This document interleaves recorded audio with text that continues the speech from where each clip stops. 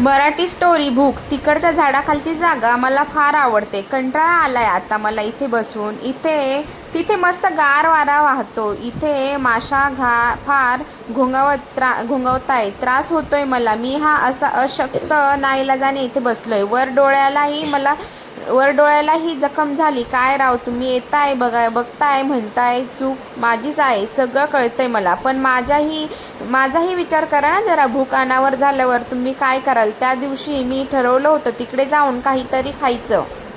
मी फारसं फिरत नाही. आता वय झालंय, तेवढी ताकदही नाही राहिली. त्यामुळे उगाच इकडे तिकडे जायला मला आवडत नाही. पण दररोज तेच तेच खाऊन तुम्ही कंटाळतातच ना. तसंच झालंय माझं. सावकाश निघालो, हळूहळू चालत. कसलीही घाई नव्हती. घाई करून जायचं कुठे म्हणा. खायला आणलं की आरामात बसून थंड वाऱ्यावर मजेत चवीने खायचं. नुसत्या विचारानेच माझ्या तोंडाला पाणी सुटलं होतं. काय खायचं हे नेमकं नव्हतं ठरवलं. म्हटलं बघू काहीतरी मिळेलच. याआधी मी माझ्या आईबरोबर 1-2 वेळा तिकडे गेलो होतो. त्यामुळे अगदीच अनोळखी ठिकाणी जात होतो अशातला भाग नाही. मला गर्दी अजिबात आवडत नाही. आई नेहमी म्हणायची, काम थोडंच पण सावकाश, नीट विचार करून करायचं. त्यामुळे त्या कामावर आपल्याला संपूर्ण लक्ष देता येतं. मी देखील रहदारी थोडी कमी झाल्यावरच निघालो. तिकडे गेल्यावर मला कळेच ना इतक्या दिवसात किती बदल होता सगळं. नाही म्हटलं तरी थोडा भांबावूनच गेलो. परत एकदा पाठी वळून बघितलं. जाताना रस्ता चुकायला नको. सगळ्या खुणा नीट बघून घेतल्या. मगच पुढे निघाला. थोडं पुढे खूप मोठा रस्ता होता. तिकडे गाड्याही जोरजोरात धावत होत्या. म्हणून इथेच काही मिळतंय का ते बघत होतो. हा रस्ता थोडा कच्चा होता. मोठ्या रस्त्यापलीकडे जास्तच मोठी वस्ती दिसत होती. त्या मानाने इथे थोडी कमी वस्ती आणि शांत वाटत होतं.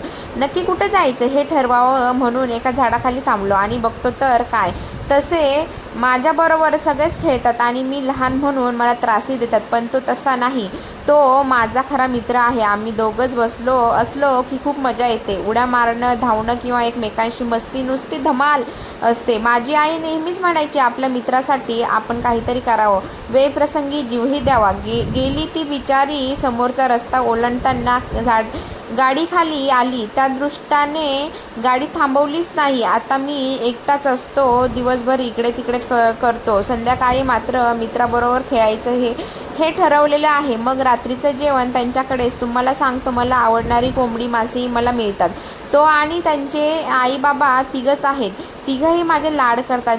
तो दिवस नेहमी सारखाच. आम्ही भरपूर खेळलो. दोघेही खूप दमलो. अंधार केव्हा पडला कळलंच नाही. माझ्या मित्राला त्याची आई सारखी बोलवत होती. पण आम्हाला दोघांनाही अजून थोडं खेळावंसं असं वाटत होतं.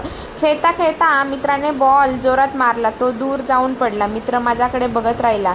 त्याला वाटलं मी जाऊन आणेन, पण मीच का जावं. मी देखील दमलो होतो. खूप भूक लागली होती. मी नुसताच बसून राहिलो. तिकडे मित्राची आई बोलत होती. शेवटी तोच तिकडे गेला. क्षणभरातच मला जोरात ओरडल्याचा त्याचा आवाज ऐकू आला. मी उठून धावतच तिकडे गेलो आणि बघतो तर काय, मला अजून आठवत नाही नक्की काय झालं. नुसता विचार आला तरी अंगावर शहारे येतो. आई म्हणते मी बेशुद्ध पडलो होतो. देवाच्या कृपेनेच वाचलो. मी आईला म्हणालो, देवाची कृपा कशी? तिथे तर माझा बडी धावून आला मदतीसाठी. त्यावर तिचं म्हणणं आहे की म्हणे देवानेच त्याला तशी बुद्धी दिली. पण माझा बडी वाचेल ना. त्याला हॉस्पिटलमध्ये घेऊन गेले. त्याच्या पोटाला खूप मोठी जखम झाली म्हणे. मी इथे आईच्या मांडीवर डोकं ठेवून झोपलोय. खूप भूक लागली आहे. पण आईने तिथूनच उठून जाऊ नये म्हणून गप्प बसवलं. आता आई माझ्याजवळ हवी. बास. खरंच ती किती वेळ मला बोलवत होती. मी तिचं ऐकायला हवं होतं. हे सगळं घडलंच नसतं. खरं तर आज मी किती आनंदात होतो. शेवटचा पेपर झाला. दिवाळीची सुट्टी सुरू झाली. चांगले 2 आठवडे पेनला जाणार आजी आजोबांकडे म्हणून मी खुश. यावेळी बडीलाही न्यायचं म्हणून आईला आधीच सांगून ठेवलं होतं. त्यांच्याबरोबर खेळताना खूप दमलो.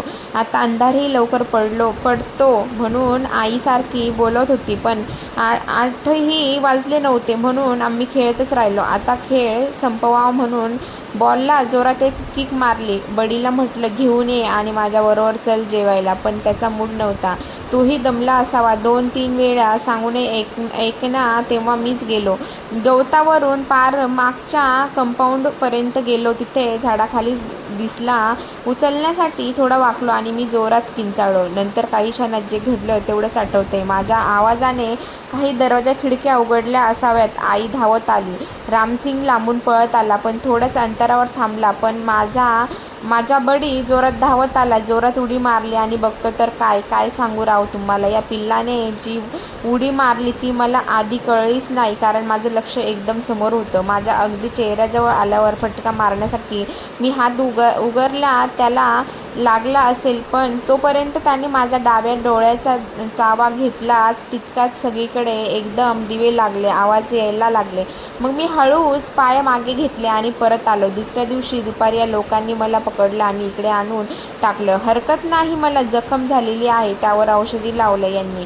मागे माझ्या आईला पकडलं तेव्हा ती खूप चिडली होती. मग यांनी तिला सोडलंच नाही. म्हणून जखम बरी होईपर्यंत मी एकदम शांत राहणार.